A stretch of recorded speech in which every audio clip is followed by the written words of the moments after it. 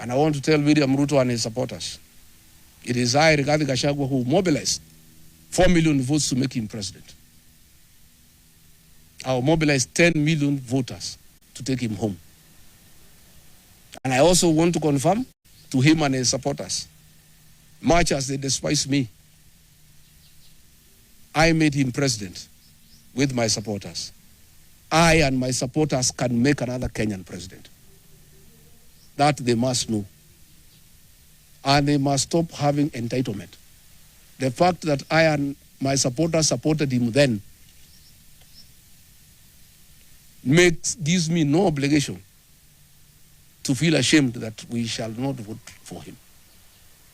I want to confirm that if I'm not the flag bearer, I and my supporters will support another Kenyan. And I am committed.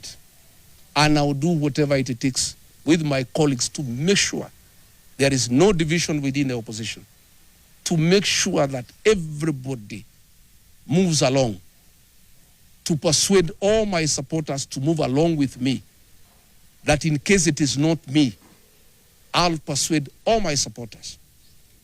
All my supporters, including President Uhuru Kenyatta, who is my supporter, that all of us from our support base will put our vote in one basket in favor of the agreed presidential candidate,